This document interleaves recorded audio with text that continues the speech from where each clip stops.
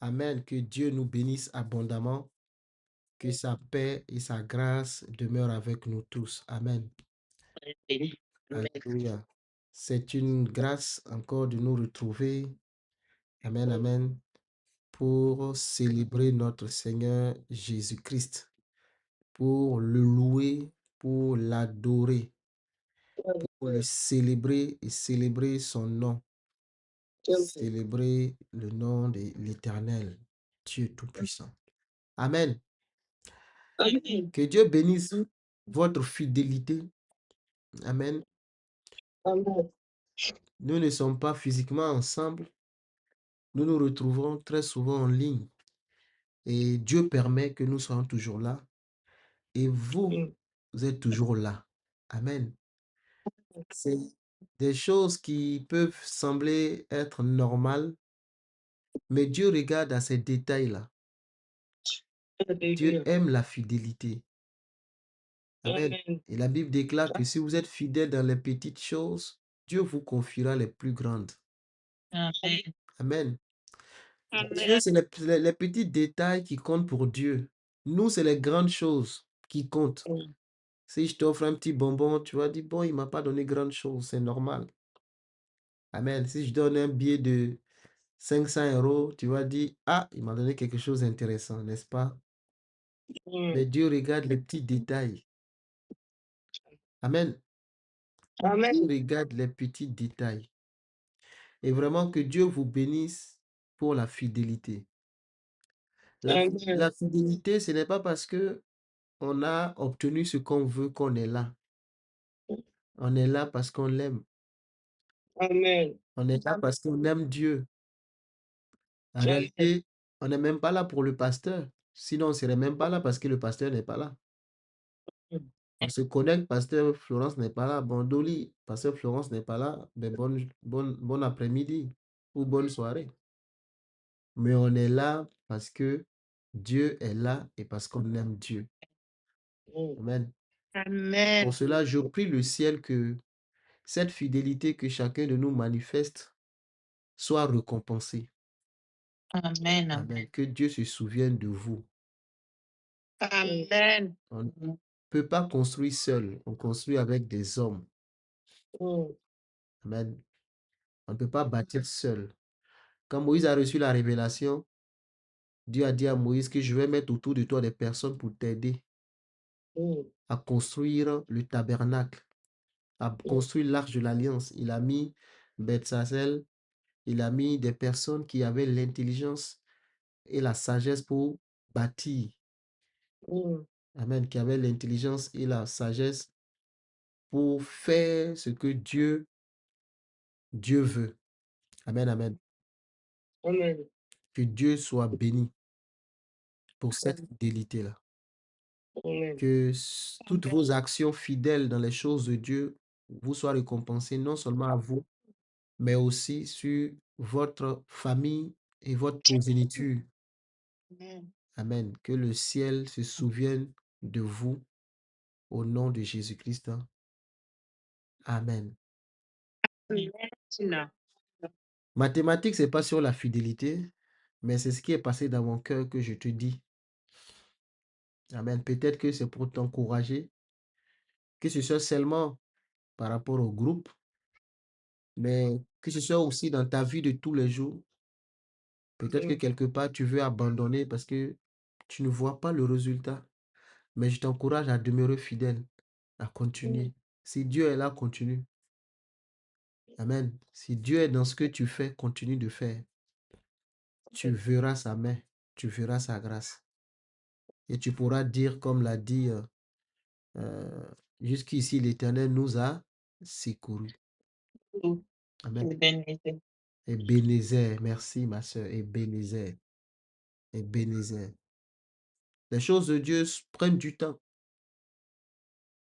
La route est souvent longue, mais soyons fortifiés et encouragés dans la marche. Soyons comme des Josué et des Caleb qui ne renoncent pas malgré l'adversité, qui avancent, qui ne reculent pas, qui marchent. Amen. Parce qu'ils ont les yeux fixés sur la promesse. Le Seigneur a dit qu'il vous donnera cette terre Et le Seigneur fera ce qu'il a dit.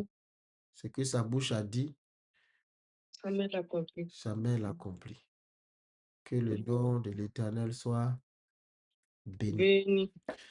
Je vais poursuivre hein, ce que j'ai partagé il y a c'était un vendredi. J'ai pris l'histoire du fou de Guédara et j'ai essayé de partager ça avec vous et on a prié. Aujourd'hui, je vais encore revenir là-dessus. Amen. J'avais dit que si l'occasion se présentait, j'allais encore revenir là-dessus parce que cette année, la thématique, c'est l'évangélisation, n'est-ce pas? C'est ça la thématique, c'est l'évangélisation. Et j'ai trouvé dans l'histoire du fou de Guédara sa rencontre avec le Seigneur comme une forme d'évangélisation qui d'ailleurs est très puissante parce que cet homme-là devient le premier missionnaire que le Seigneur envoie vers les nations païennes. Amen. L'épisode de fou de Guédara, c'est pour moi l'un des plus spectaculaires de l'évangile et son histoire, on la lit dans Marc 5. Amen. On lit cette histoire-là dans Marc chapitre 5. Guédara, c'est pas en Israël, puisque on voit qu'il y a des ports qui sont élevés là-bas. Même si vous prenez la carte de l'époque et vous regardez où se trouve cette ville-là, vous verrez que c'est pas en Israël. Amen. Le lieu correspond à une zone de la Décapole. Donc, c'est une région non juive. C'est très important de situer le contexte. Donc, Jésus arrive à Gadara ou, ou Guédara en fonction des prononciations, qui est un territoire impur. Donc, le pays des Gadariens ou des Gérzéniens. Ça dépend, hein, parce que d'une traduction à une autre, le mot change. Donc, en un mot, c'est une zone païenne dominée par Rome. Rome qui est bourreau de tombeaux et d'esprits impurs. Amen. Il y avait beaucoup d'esprits impurs là-bas. Et le monsieur dormait dans une tombe. Si vous voulez, on peut relire pour ceux qui, peut-être, pour rafraîchir la mémoire. C'est Marc 5. Si quelqu'un peut nous aider, on va relire. C'est toujours bien de lire quand même. Ça va nous aider. S'il y a quelqu'un qui est là-bas pour lire le texte pour nous. Amen. Oui, Amen. Merci, ma soeur. La parole du Seigneur avec respect. Marc 5, verset 1. Ils arrivèrent à l'autre bord de la mer, dans le pays de Gadaréniens. Aussitôt que Jésus fut hors de la barque, il vint, au-devant de lui un homme sortant des sépulcres et possédé d'un esprit impur. Cet homme avait sa demeure dans les sépulcres et personne ne pouvait plus le lier, même avec une chaîne. Car souvent, il avait mis les terres aux pieds et avait été lié de chaînes, mais il avait rompu les chaînes et brisé les fers, et personne n'avait la force de le dompter.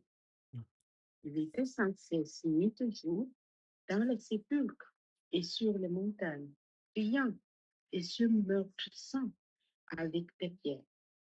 Ayant vu Jésus de loin, il accourut, se prosterna devant lui et s'écria d'une voix forte: Qu'y a-t-il entre moi et toi, Jésus, Fils du Dieu pour Je t'en conjure, au nom de Dieu, ne me tourmente pas.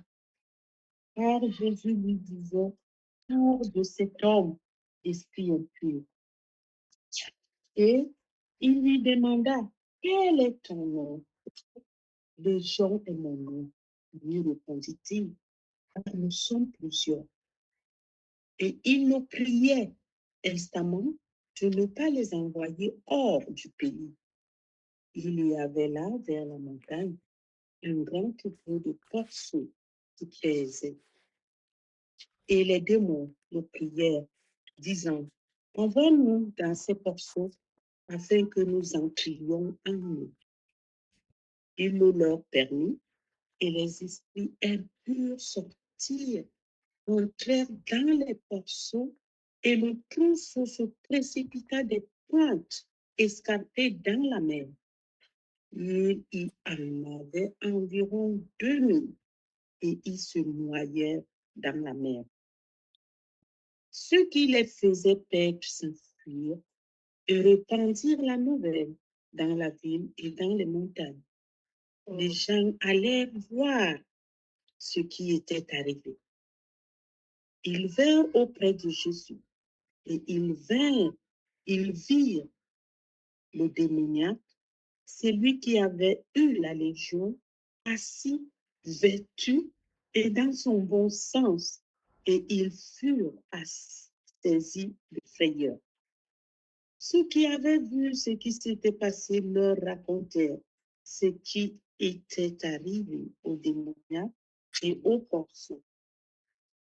Alors, ils se mirent à supplier Jésus de quitter leur territoire. Il montait dans la barque. Celui qui avait été démoniaque lui demanda la permission de rester avec lui. Jésus ne le lui permit, mais il lui dit, va dans ta maison, vers les tiens, et raconte-leur tout ce que le Seigneur t'a fait et comment il a eu pitié de toi.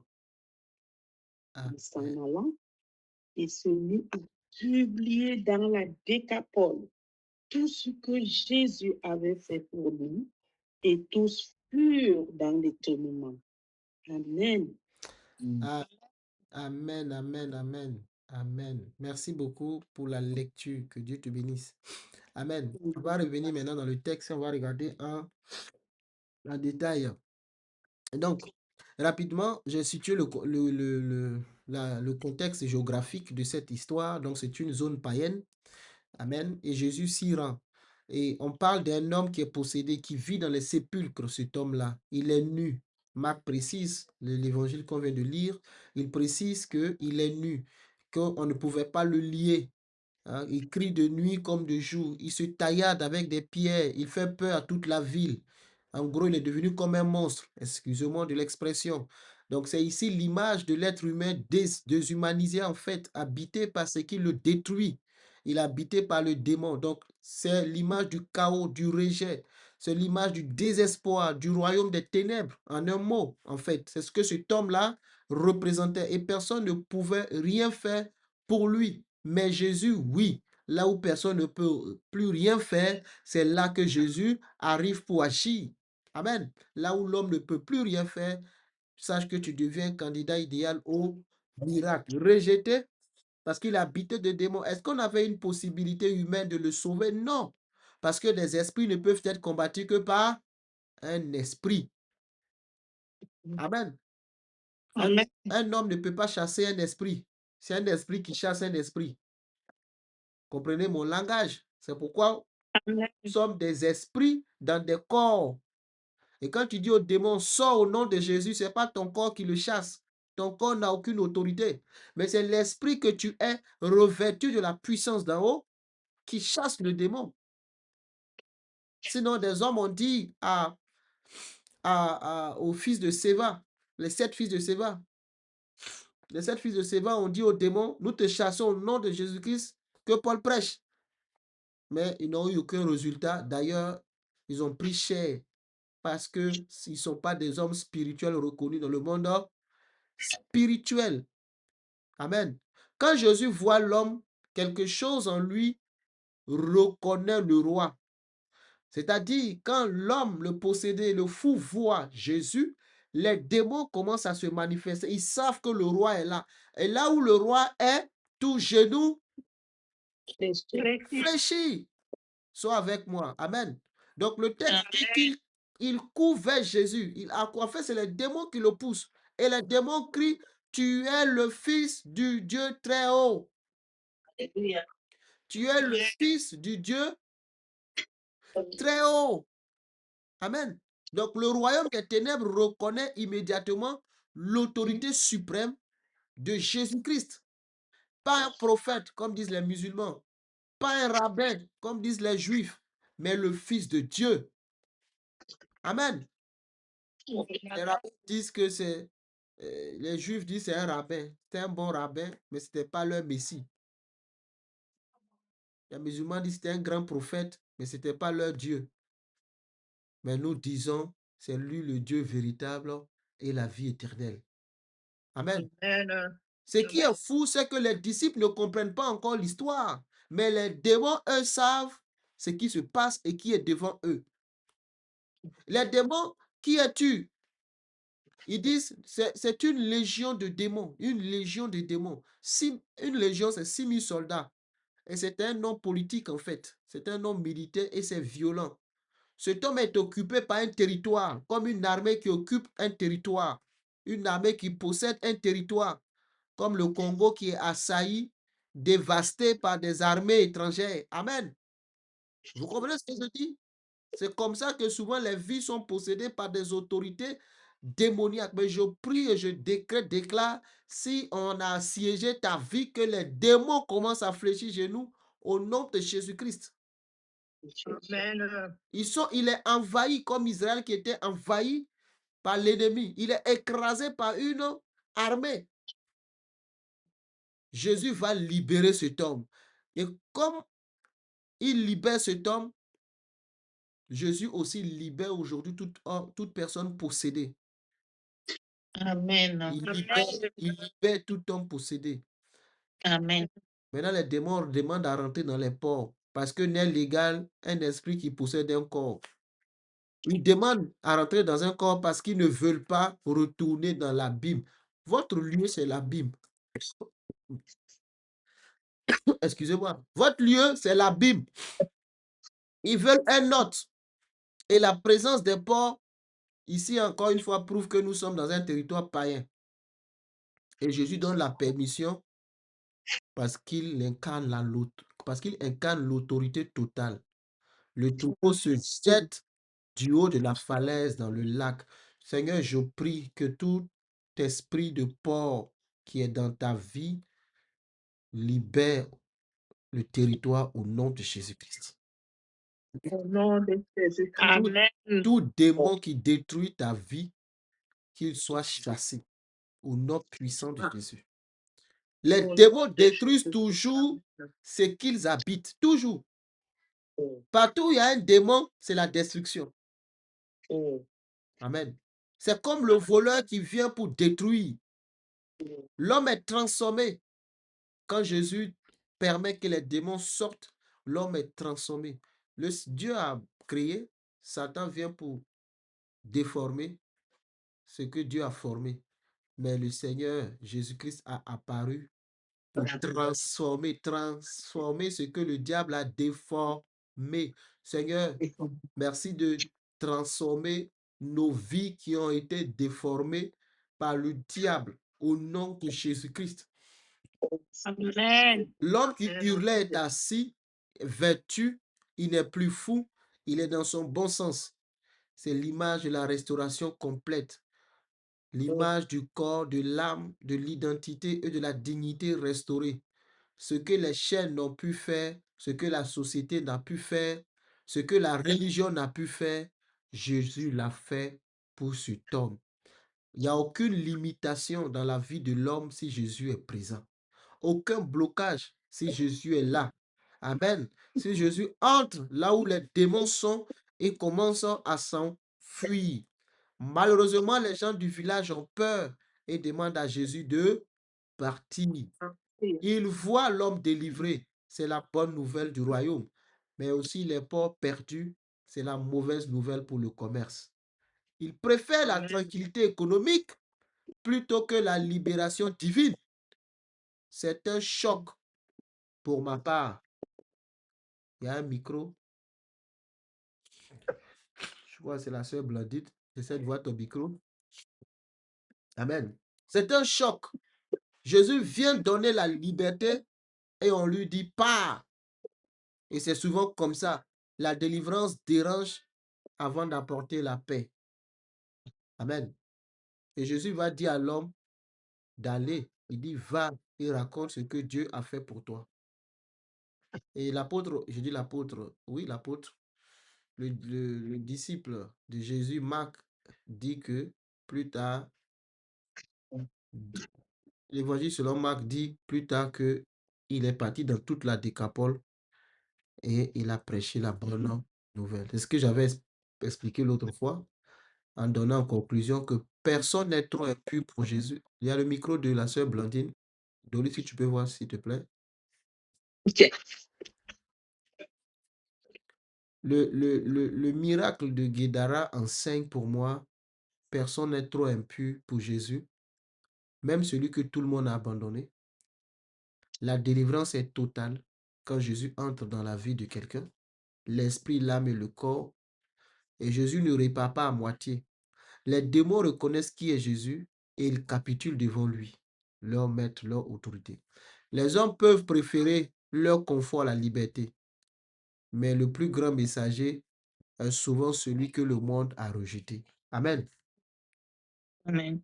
Maintenant, on va regarder de plus près. Pourquoi Jésus traverse la mer pour un seul homme? Pourquoi? Amen. Là, je vais essayer de vous partager ce que j'ai compris. Le fait qu'il traverse la mer me montre le cœur de Jésus. La traversée de la mer pour un seul homme, le fou de Guédara, n'est pas un détail. Non, c'est plus fort. C'est le cœur qui exprime la chose. Le cœur qui aime est obligé d'aller en action. Il savait qu'il y a un monsieur, un fou enchaîné quelque part, qui n'est même pas sur un territoire juif, alors que le même dit qu'il est venu pour les brebis perdues de la maison d'Israël. Mais il va quand même trouver ce fou assis, enchaîné quelque part dans un cimetière. Alléluia. Souvent on dit c'est Paul qui est allé prêcher les nations païennes. Jésus lui-même est parti dans une nation, dans un territoire étranger. Amen. Jésus traverse, il traverse la mer en furie, la mer qui est déchaînée pour libérer une personne. Jésus traverse la mer après une journée épuisante. Si vous lisez Marc chapitre 4, toute la journée, la foule le presse au point qu'il doit monter dans une barque pour respirer. Vous savez, Jésus monte dans la barque pour respirer un peu à cause de la foule. Il y en avait tellement. Tout le monde veut sa guérison. Tout le monde veut sa restauration. Tout le monde veut sa santé. Et la solution, c'est Jésus. Et le soir venu, au lieu de se reposer, il dit, passons de l'autre côté. Comme s'il n'est pas assez fatigué. Mais pour Jésus, gagner une âme, il n'est jamais assez fatigué. Aller sauver quelqu'un, pour lui, il n'est jamais assez fatigué. Pourquoi maintenant? Pourquoi cette nuit? Pourquoi pas demain? En plus, dans une mer réputée dangereuse, pourquoi il n'attend pas demain? Parce qu'il avait un rendez-vous divin avec un seul homme. Il avait un rendez-vous divin. Oh, j'aime Jésus. Jésus avait un rendez-vous divin. Moi, je le dis toujours,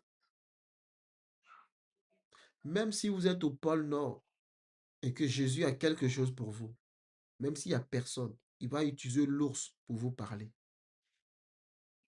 Amen. Je répète, si Jésus a quelque chose pour vous, même si vous vous retrouvez dans le fin fond de l'Amazonie où il n'y a personne, l'arbre qui est en face de vous parlera. Dieu est puissant. Il n'est pas le Dieu des hommes seulement. Il est le Dieu de l'univers. Et toute la création obéit à ce Dieu-là. Il n'est pas le Dieu de la Terre. Hein? La Terre n'est qu'une planète. Il est le Dieu de l'univers. Allez-y voir ce que racontent les scientifiques sur l'univers. Il n'est pas le Dieu d'un pays. Il est le Dieu de l'univers. Amen. Amen. Souvent tu dis, mais qui va m'apporter la bonne nouvelle? Reste attaché à Jésus. Quand tu es dans le plan de Dieu, Dieu fera tout pour te visiter. Si tu es dans le plan de Dieu, le fou de Guédara, pour moi, c'était un rendez-vous divin. Souvenez-vous de Moïse qui a été déposé sur les eaux du Nil. C'était un rendez-vous divin. Pour la main de Moïse, c'était la mort.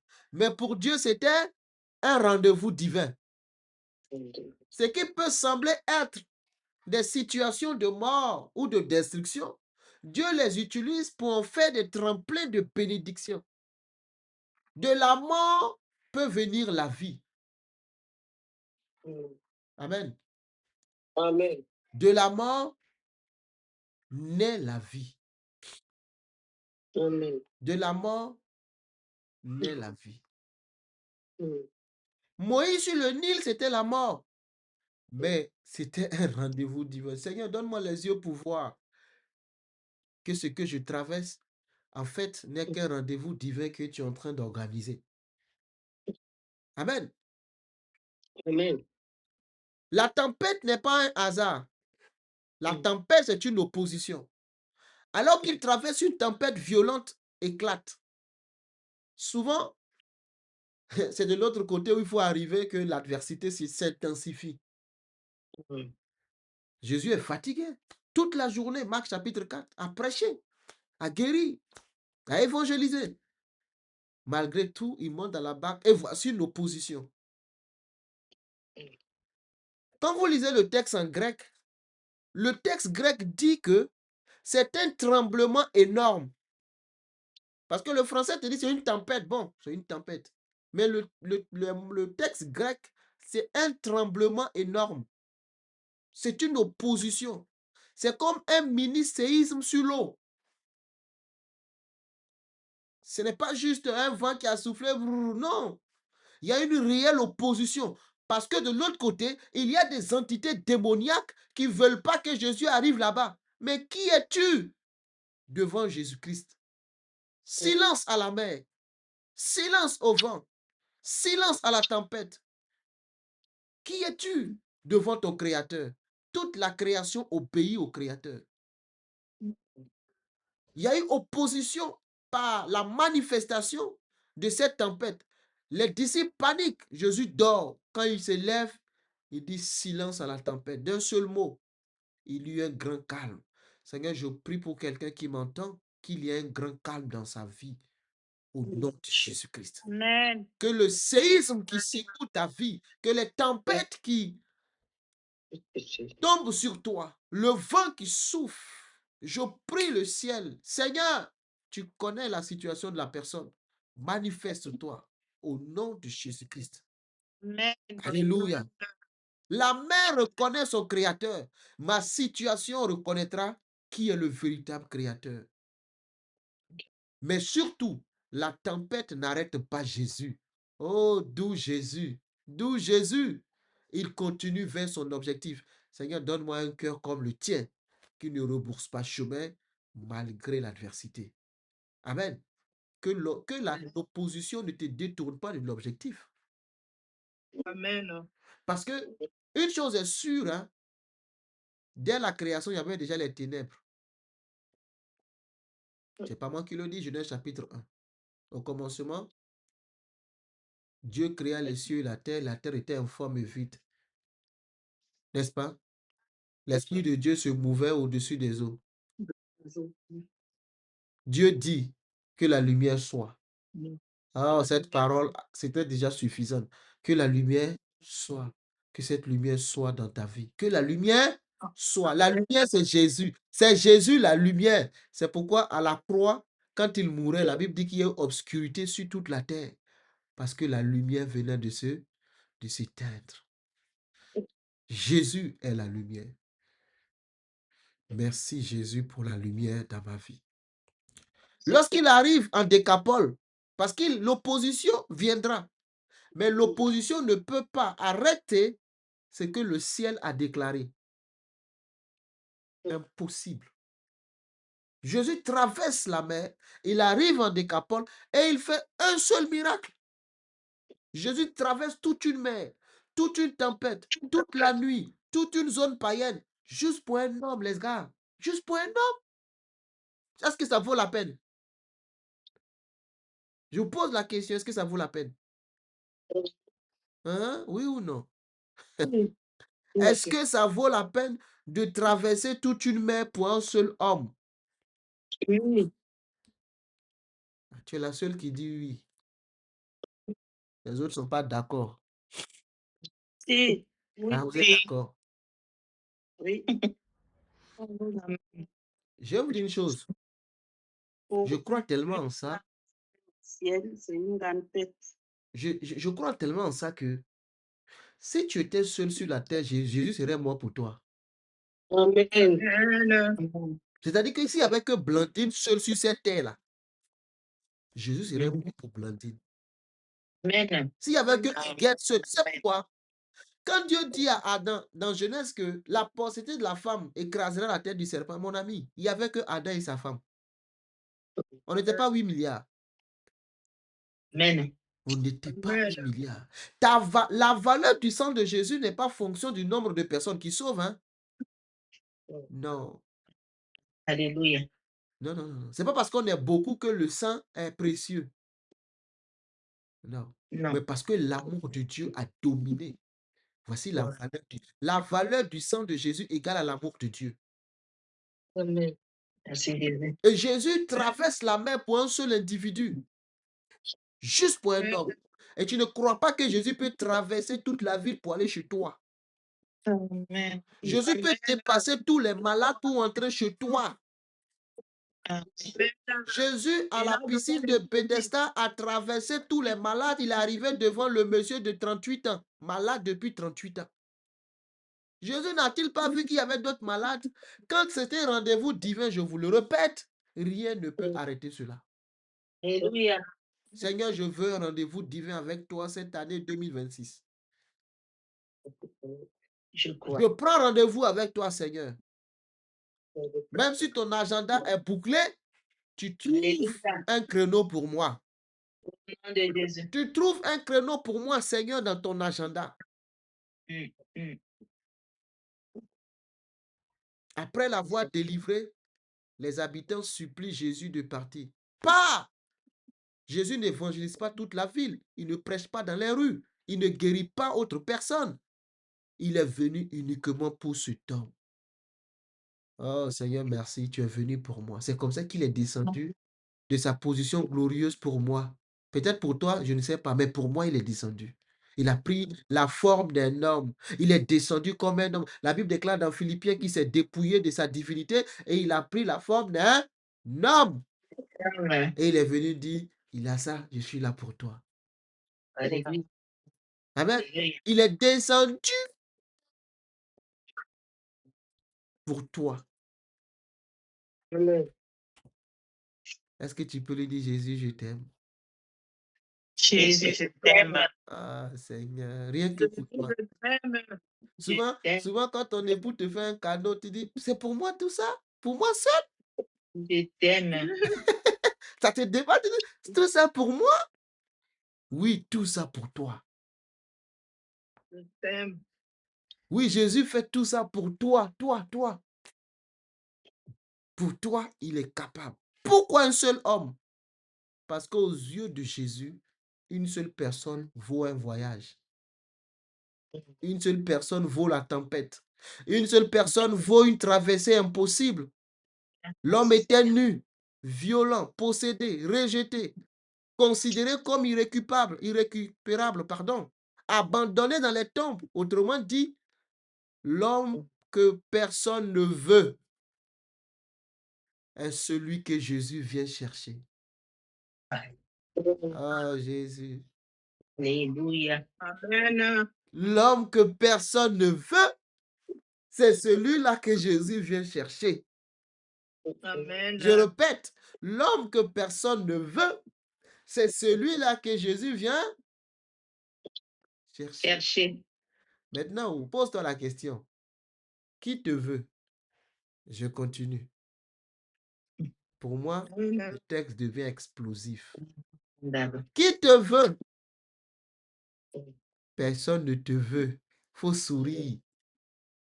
Le ciel me veut. Jésus. Le ciel me veut. Amen. Vous avez cette mentalité et ce système de pensée incarné en vous. On dit vous êtes fou. C'est normal. Vous êtes assis dans le métro, vous souriez vous seul. On dit, le monsieur, ça va? Ça va? Les gens sont stressés dans la vie. Stress à gauche, stress à droite. Amen. Les hommes sont stressés du premier au dernier jour du mois, du premier mois au dernier mois de l'année, de la première seconde à la dernière seconde de la journée. Les gens sont stressés. Et dans cette vie compliquée et bizarre, toi, tu t'assois et puis tu montes tes 32 dents aux gens. Tu es assis dans le train et tu souris, alors que le monsieur qui est en face, il est stressé, la dame est stressée, tout le monde est stressé, et puis toi, tu es assis et tu souris. Amen. Alléluia. C'est le secret de la joie. La joie se Oui. décide, la joie se crée. Amen. Oui, c'est ça. La joie, on, on fabrique sa joie en mettant sa confiance en Jésus. La joie de l'Éternel est ma force. Amen. Si tu attends que toutes les conditions soient réunies pour que tu sois en joie, mon frère, ma soeur, apprends ton tabouret et puis assieds-toi. Pendant que tu quittes la maladie, il y a les Philistins qui sont là. Pendant que tu laisses les Philistins, il y a les, comment ils s'appellent? Les Amalécites. Pendant que tu cites les Amalécites, il y a les sauterelles. Pendant que tu as fini avec les sauterelles, c'est là qu'on t'appelle que, écoute, il y a un micro. Vous voyez, je veux dire par ici que la paix que tu cherches ne se trouve qu'en Jésus. Et cette paix-là, elle n'est pas, je n'ai pas où j'ai. Sinon, c'est pour ça. Quand l'homme meurt, on dit quoi? Qu'il repose en paix. Donc, ça veut dire même que sur terre, là, on n'a pas la paix. Ça n'a pas qu'on détruit qui repose en paix. Alléluia. Alléluia. On dit repose en paix. Mm. Nous, notre paix, ce n'est pas dans la tombe. Notre paix, c'est en Jésus. Jésus-Christ. J'ai l'assurance de mon salut. Est-ce que tu crois en ça? Amen. Dit lui-même, est-ce qu'il sait que le mois est en train de finir, les factures du mois passé ne sont pas encore payées? Et lui, il chante. On peut pas tuer. Puis lui, il chante. Amen. Les factures de janvier, là, tu n'as pas fini de régler. Et février va s'ajouter. Comment tu vas chanter? Comment tu chantes? Je vais chanter en langue. Je chante en langue alors. Alléluia. Amen. Comment tu vas chanter? Je n'ai pas fini de régler les factures. Et puis, de toute façon, le mois de février, il court. On ne sait même pas qui le poursuit. Vraiment. Hein? Amen. Autant janvier ne voulait pas laisser la place à février, autant février est pressé de laisser la place à mars. C'est ça. Alléluia. Dans tout ça, nous sommes plus que Vainqueur. vainqueurs. Nous sommes plus que vainqueurs par celui qui nous a aidés. Alléluia. Nous sommes plus que vainqueurs. Amen. Amen. Donc, on continue. Je Oui. disais que lorsque personne ne te veut, c'est que Jésus est venu pour toi. Amen. Alléluia. Qui va me marier? Il n'y a personne. Oh. Jésus dit, je suis ton époux. Amen. Merci Jésus. Merci Jésus. Comme la femme qui allait chercher de l'eau. Elle disait dans son village, qui me veut? Jésus dit, j'ai un rendez-vous divin avec toi. Oui. Souvent, quand tu pries, dis au Seigneur, mon rendez-vous là, c'est pour quand? La prière, c'est ça. Hein? Oh, la prière, c'est pas quand tu as fermé les yeux. Moi, je ne sais même pas, tu es seul dans ta chambre, tu fermes les yeux. Tu cherches qui? Il y a quoi? Ouvre tes yeux, ouvre ta Bible et puis ouvre tes yeux. Et puis dis, Seigneur, c'est quand le rendez-vous? À l'église, oui, tu fermes les yeux parce qu'il y a des gens, quand ils prient, mon frère, si tu n'es pas concentré, un jour, je suis tombé dans une église ICC, quand ils étaient de l'autre côté, là, comment ça s'appelle là? Dans le 94, j'oublie le nom de la ville. J'ai pris des filles, hein. je faisais une course. Dans mes temps libres, là, je prenais ma voiture. Il y avait une application, le nom m'échappe, pour gagner un peu d'argent. Donc, je suis tombé sur trois sœurs. Je ne savais pas si c'était des chrétiennes. Donc, dans la voiture, elles causent. Elles parlent de Jésus, de Bible, tata. Et moi, je mets l'adresse. Je ne connaissais pas ICC, je ne connaissais pas leur coin. Et je me rends compte que j'arrive, c'est une église, je regarde ICC. Et je voulais faire demi-tour lorsque l'un de leurs cas arrive, parce qu'ils transportent leurs fidèles. Cas arrive. Et puis, il y a une sœur que je connais. Je ne savais pas qu'elle partait là-bas. C'est elle qui me voit de loin et puis elle m'interpelle. Donc je parle avec elle, elle dit non, on est dans un programme de 21 jours, s'il te plaît, reste, on va prier. Je dis non, moi, je cherche mon argent, il faut aller prier. Moi, je cherche mon argent, je vais aller rouler pour chercher mon argent. Elle dit non, viens prier avec moi, s'il te plaît. Et puis bon, j'ai dit ok. J'ai abandonné la course, je suis allé pour prier. Mais je vous assure que je n'ai pas pu prier. Parce que quand je suis rentré, j'étais là sans être là, mais mes voisins qui priaient là, c'est là que j'ai compris qu'il faut fermer les yeux pour prier. Parce que c'était des prières de combat. Les voisins là où j'étais, les voisins là, eux, si ce jour-là, Satan, si Satan a pu tenir, c'est que vraiment Jésus n'est pas Dieu. C'est-à-dire que lui prie et puis il fait les. C'est comme s'il est dans un combat réel. Hein. Il envoie les coups de poing. Il envoie le pied. J'ai dit, Seigneur, là, c'est chaud. C'est chaud aujourd'hui. C'est chaud. Ouais. Là, il faut fermer les yeux pour prier, sinon tu ne vas pas tenir. Hein. Mais si tu es seul dans ta chambre, si tu es seul dans ta chambre, mon frère, ouvre ta Bible. Il faut mettre une chaise. Tu me dis, Seigneur, assieds-toi. Toi et moi, on va prendre rendez-vous. C'est quand le rendez-vous? Amen. C'est quand le rendez-vous? Ton agenda est bouclé. Il faut t'arranger. Tu vas mettre mon nom quelque part là-bas. Pour 2026, je dois avoir un rendez-vous divin avec toi. Amen. Si ça ne vient pas vers toi, toi va vers la chose. Luc chapitre 18 nous dit qu'il y avait une femme qui était avec un juge unique. C'est ce que Jésus nous enseigne. Elle disait tous les jours, fais-moi justice. Le monsieur ne voulait pas. Mais à un moment donné, il s'est dit que mais cette dame-là, si je ne lui fais pas justice, elle ne va pas rester dans ma merde. Je lui ferai justice. Et puis le Seigneur dit, voyez-vous, c'est un juge unique, hein, mais qui fait justice à la femme. À combien plus forte raison votre Père ne vous fera-t-il pas justice? Ah, Seigneur, ta grâce. Le royaume des ténèbres tenait cet homme comme un territoire. Le démon dit, mon nom est Légion. Ce n'est pas juste une quantité. C'est un mot militaire romain. 6000 soldats. 6000 soldats dans un corps. 6000 soldats sont venus t'envahir. 6000 soldats occupent sa vie. Ça renvoie à l'occupation, ça renvoie au pouvoir étranger, à la domination des ténèbres. L'homme est un territoire occupé. Juste, Jésus arrive, il traverse la mer comme un général qui traverse un front de guerre pour libérer une seule ville prisonnière. Jésus ne dit-il pas dans Luc chapitre 4 qu'il est venu libérer les prisonniers? Mais voici un prisonnier. Il vient libérer la ville de cet homme. Ici, j'appelle ville sa vie. Jésus va faire à Guédara ou à Gadara ce qu'il fera plus tard à Jérusalem. À Jérusalem, il dit qu'il laisse 99 pour aller chercher la seule brebis égarée. Et c'est ça le principe du royaume dans l'évangélisation. Les 99 sont sauvés. Et je me pose la question, Jésus, tu les as laissés, qui les garde? Il dit, ils sont déjà gardés. Je ne perds pas ce que Dieu m'a donné.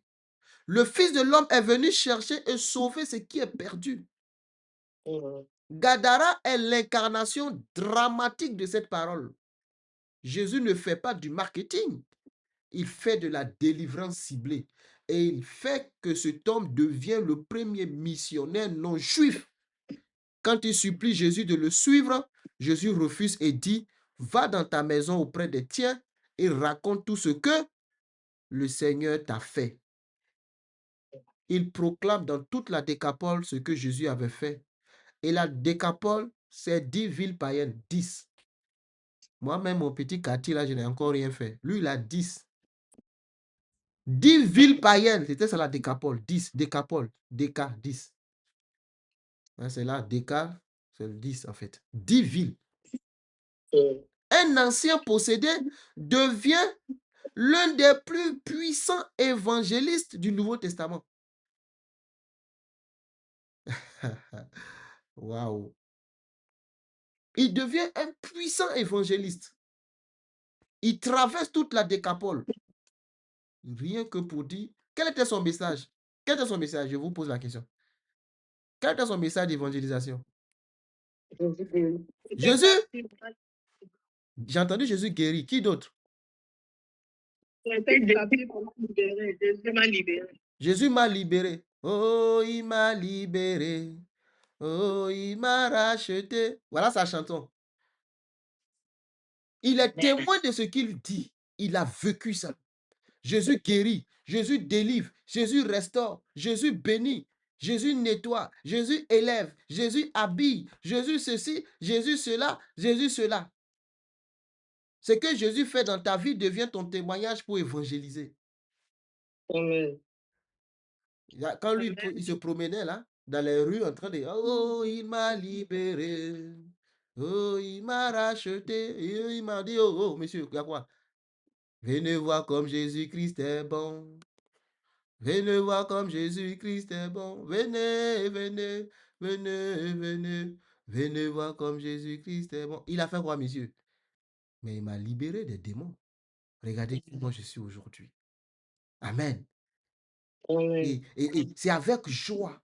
C'est avec joie qu'il le fait. Quand il se réveille le matin, il dit encore, je prends mon petit sac, je pars. Et il chante. Et il chante. Et il chante. Vous pensez que étant délivré, il n'a plus de problème? C'est une question de réflexion. Est-ce qu'il n'a plus de problème parce que Jésus l'a libéré? Ah, il a maison, non? Puisque, regardez, lui, il dormait dans le cimetière gratuitement. Lui, il va comprendre que dans la vie, on ne dort pas gratuitement. Maintenant, il va habiter une maison, il faut payer le loyer. Il y aura l'eau, il faut payer l'eau. Il y aura l'électricité, il faut payer. Amen. Amen. Amen. Mais ce monsieur-là a compris une chose. Ce que Jésus a fait pour moi, j'irai aussi le proclamer pour les autres. Jésus traverse la mer pour un seul homme, une seule personne qui vaut la tempête. Jésus ne calcule pas en masse, mais en visage.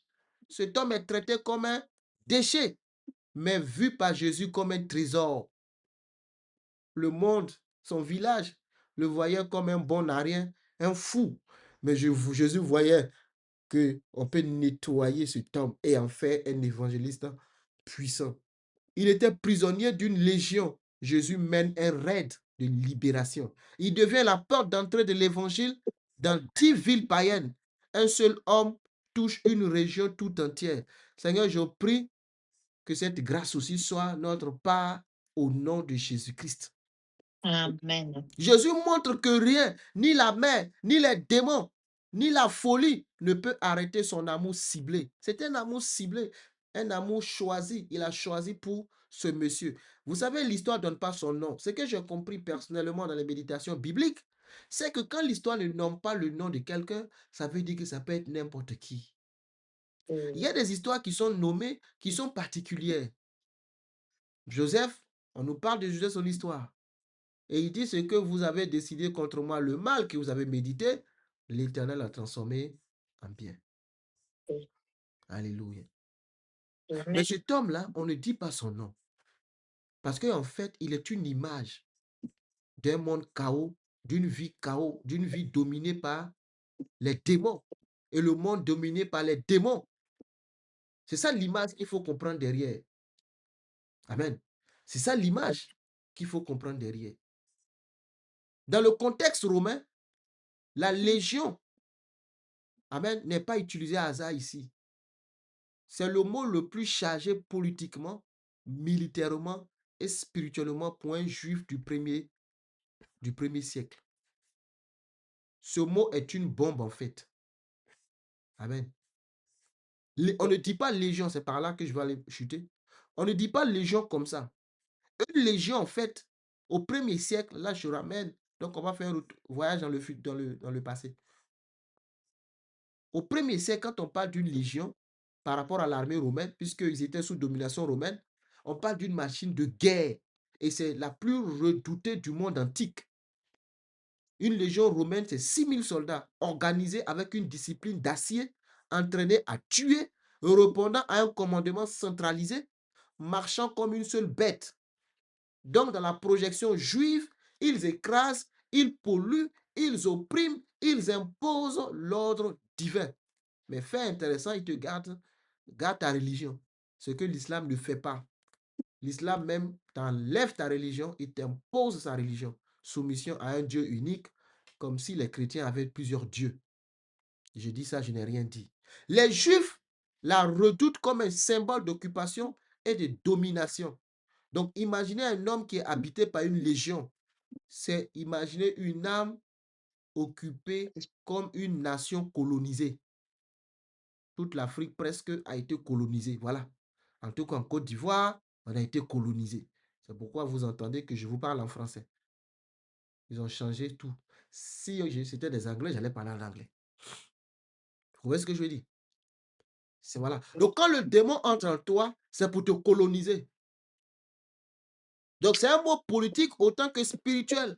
Donc, les démons disent nous sommes une légion. Ils ne disent pas nous sommes nombreux, mais ils disent nous sommes forts. En fait, quand ils disent nous sommes légion, ils sont en train de dire à Jésus, nous sommes forts. Mais devant Jésus, est-ce qu'il y a un démon fort? Quelle que soit ta force et ta puissance, devant Jésus, tout s'écroule. Demandez à Goliath.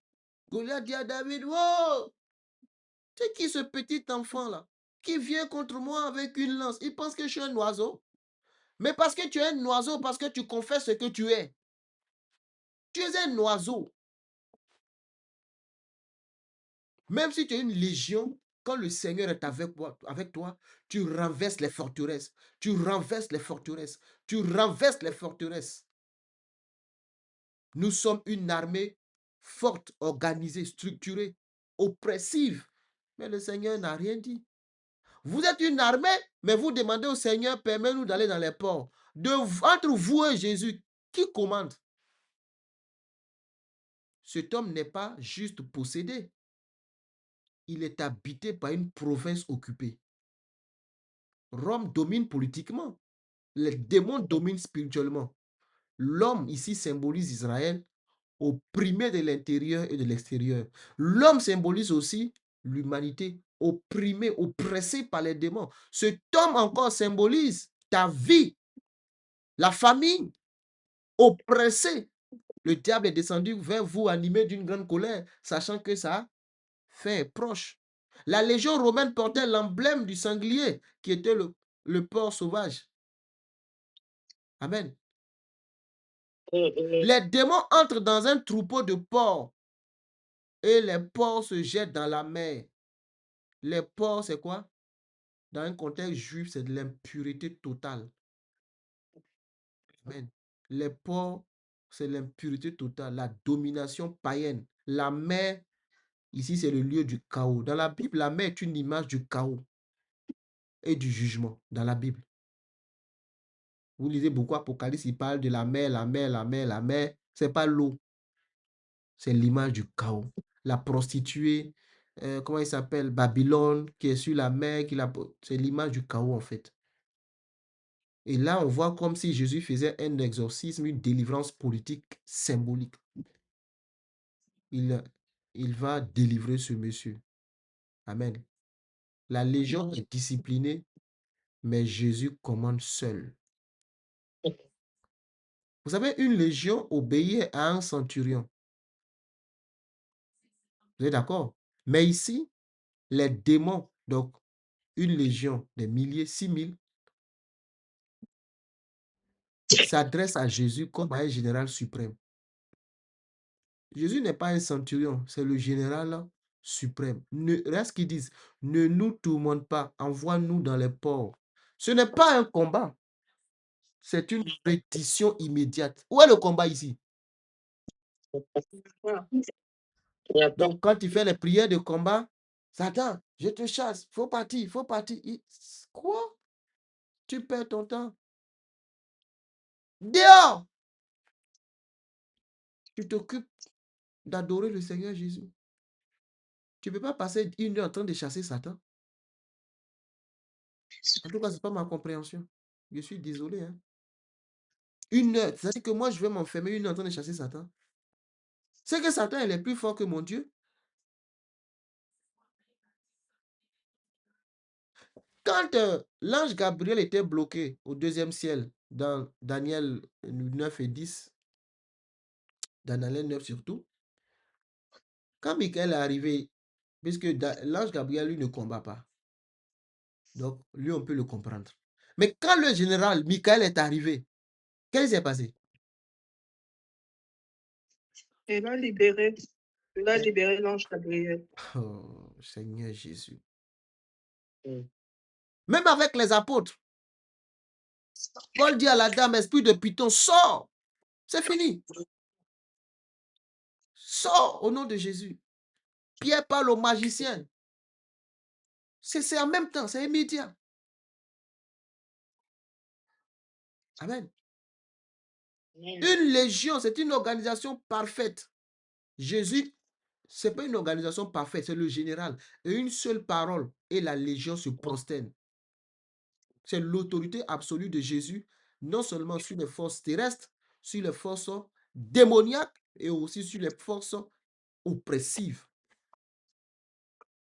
Et le mot légion ici révèle la stratégie du diable. Et dans la Bible, le diable n'est pas quelqu'un qui agit au hasard. Non, c'est un stratège.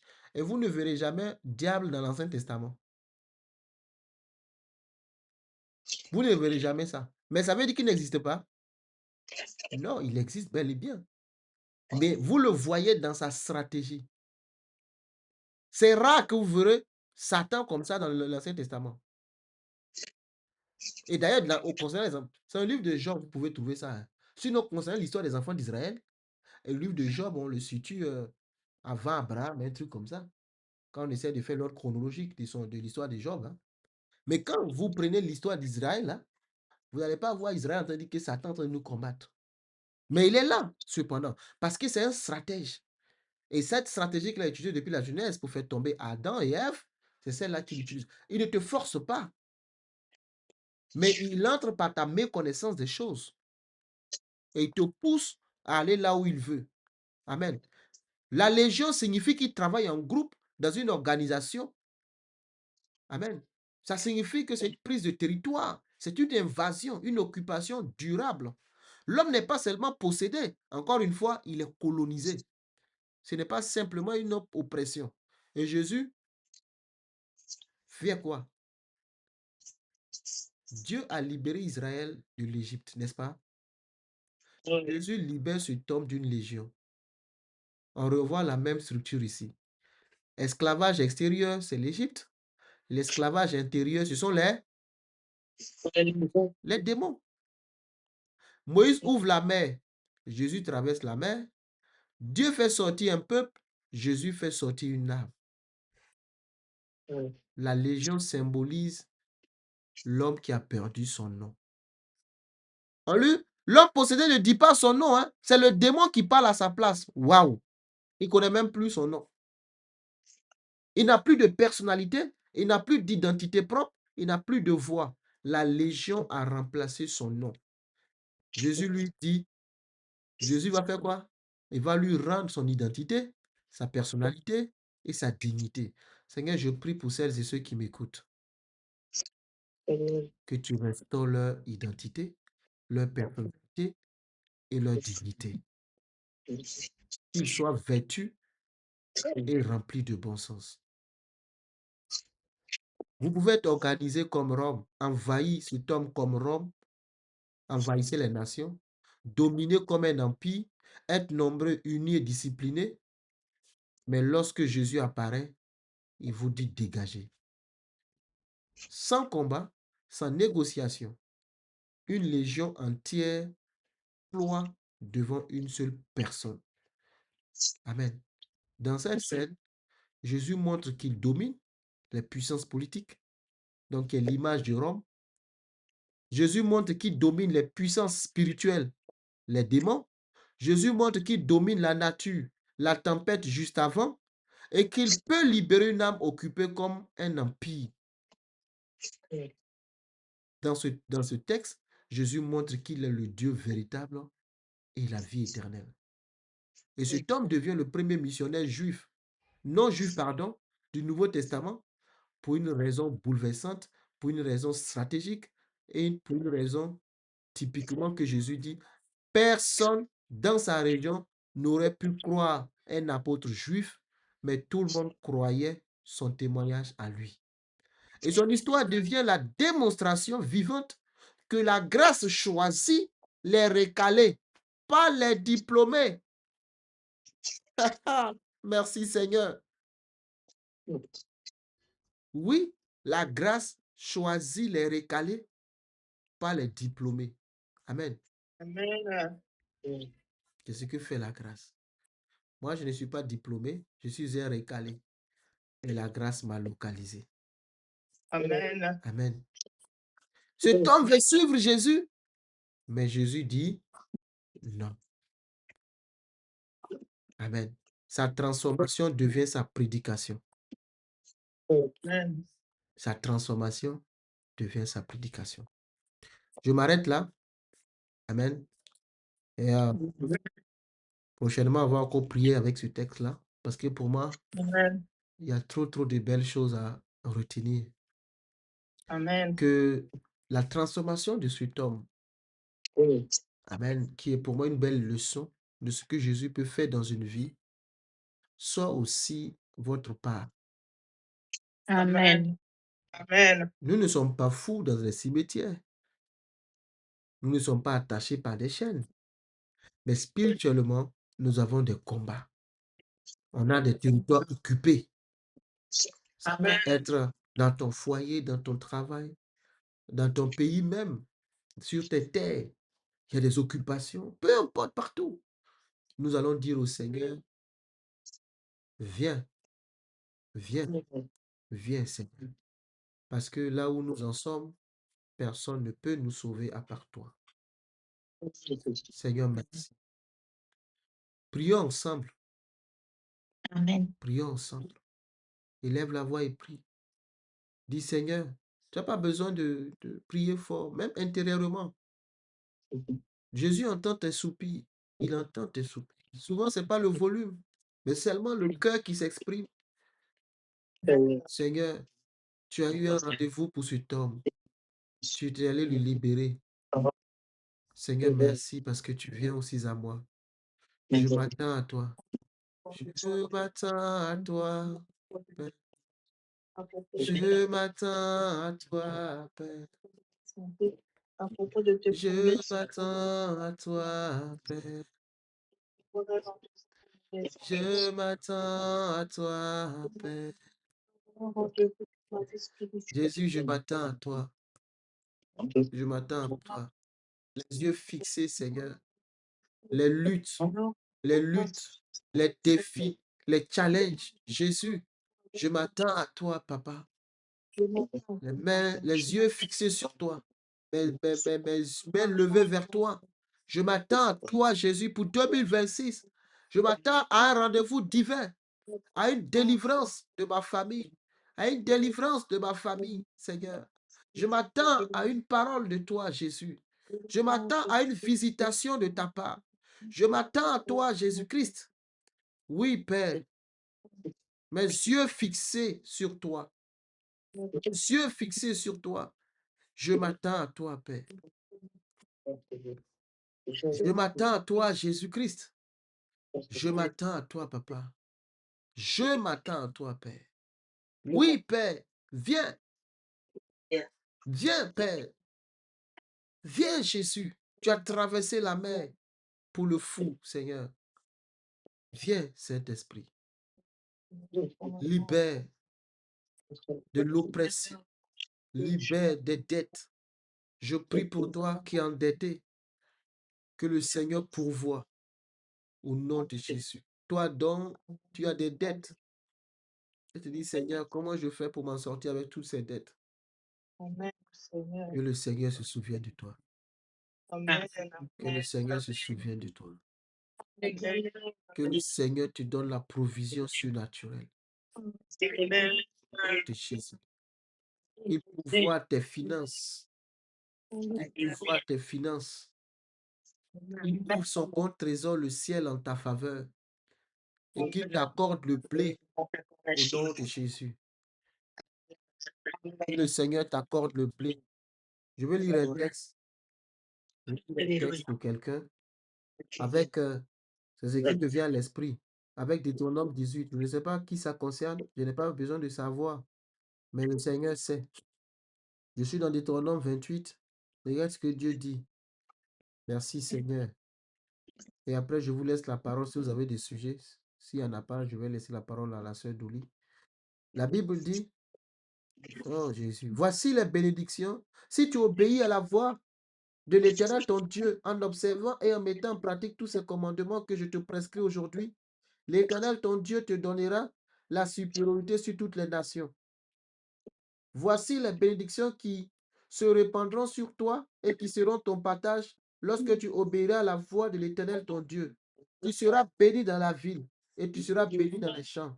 Le fruit de tes entrailles, le fruit de ton sol, le fruit de ton troupeau, les portiers de ton gros et de ton menu bétail, toutes ces choses seront bénies. Ta corbeille et ta huche seront bénies. Tu seras béni à ton arrivée et tu seras béni à ton départ. L'Éternel te donnera la victoire sur tes ennemis qui s'élèveront contre toi. Ils sortiront contre toi par un seul chemin. Ils s'enfuiront devant toi par sept chemins. L'Éternel ordonnera à la bénédiction d'être avec toi dans tes greniers et dans toutes tes entreprises. Il te bénira dans le pays que l'Éternel ton Dieu te donne. Tu seras pour l'Éternel un peuple saint comme il te l'a juré. Lorsque tu observeras le commandement de l'Éternel ton Dieu et que tu marcheras dans ses voies, tous les peuples verront que tu es appelé du nom de l'Éternel.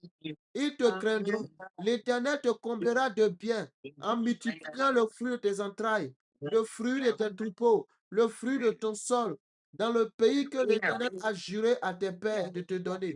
L'Éternel t'ouvrira son bon trésor, le ciel, pour envoyer à ton pays la pluie en son temps, pour te bénir, pour bénir ton travail et le travail de tes mains.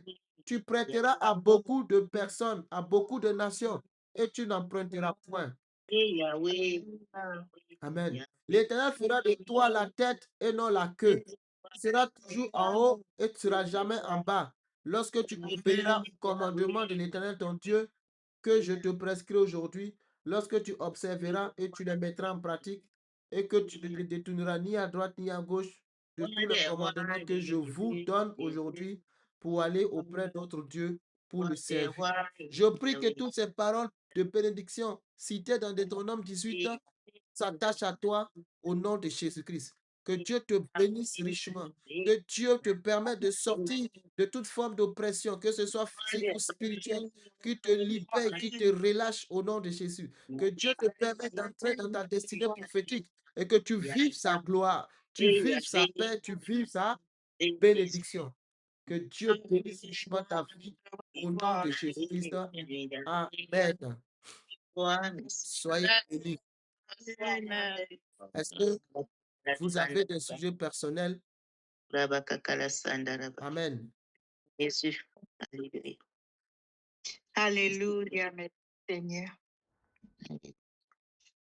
Est-ce que vous avez des sujets personnels?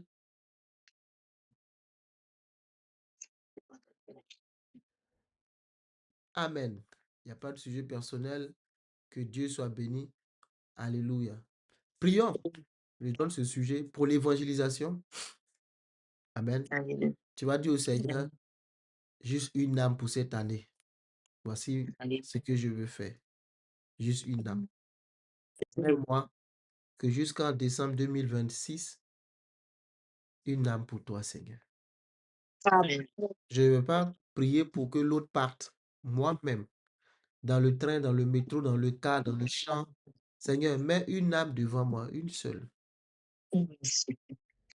Pas un ancien chrétien qui est... Non, pas un ancien chrétien, mais quelqu'un qui ne connaissait pas le Seigneur. Seigneur, une seule âme pour toi. Pour le royaume, pour le royaume. Prions ensemble.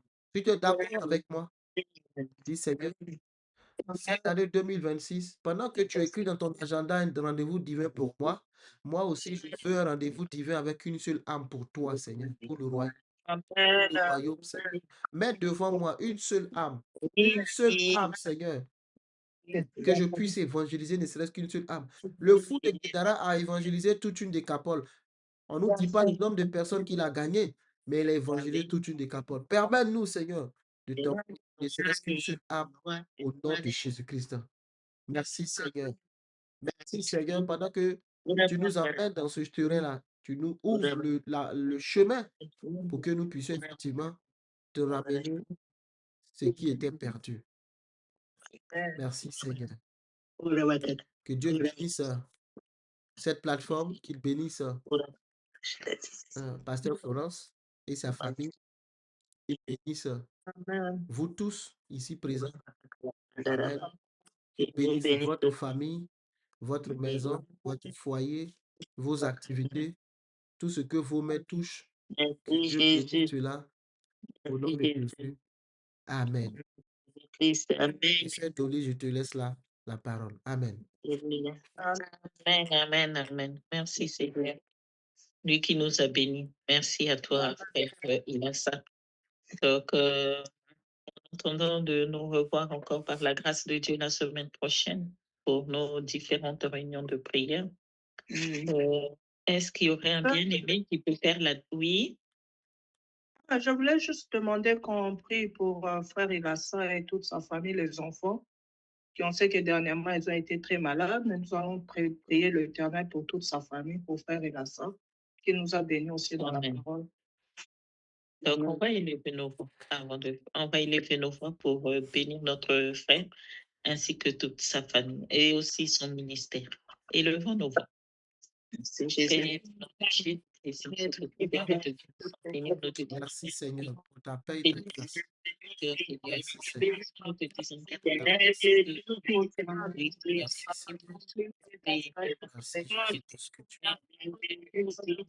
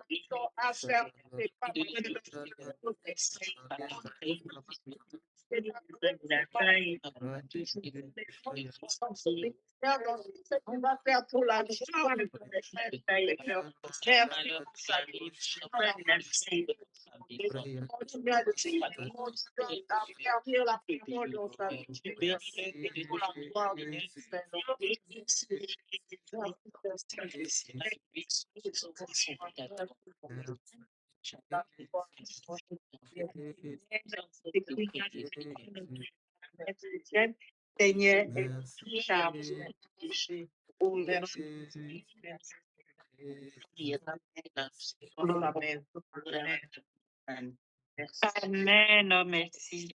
Merci Jésus. Donc, je disais, s'il y a un ou une bien-aimée qui peut clôturer par la prière.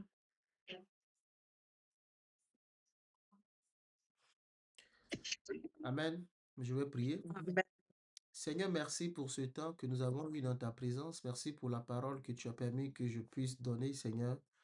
Je te rends gloire pour ce moment que nous avons eu en ligne, Seigneur, pour celles et ceux qui n'ont pas pu être présents, je crois que cette bénédiction aussi, Seigneur, est leur portion au nom de Jésus-Christ. Je prie que cette semaine, Seigneur, soit une semaine bénie, une semaine de grâce et de paix, une semaine de tranquillité, de délivrance, Seigneur, et de miracles surnaturels, Seigneur. Père, je prie que s'il y a une personne ici qui est en attente d'une promesse, d'une réponse, Père, que tu puisses exaucer le désir de son cœur au nom de Jésus. Avant toute chose, Père, que ta paix soit avec nous, que ta protection soit avec nous, au nom de Jésus. Partout où nous irons, que l'ange de Dieu nous arrache de tout danger si jamais cela arriverait. Seigneur, je prie que tu conduises nos pas et que tu nous donnes la force de continuer dans cette marche avec toi. Que rien ne nous arrête en si bon chemin. Que lorsque nous allons retrouver très prochainement, Seigneur, qu'il y ait des témoignages à la gloire de ton nom, au nom de Jésus-Christ. Amen. Amen. Bonne semaine. Belle soirée à tous. Bonne semaine. Amen. Soyez abondamment bénis.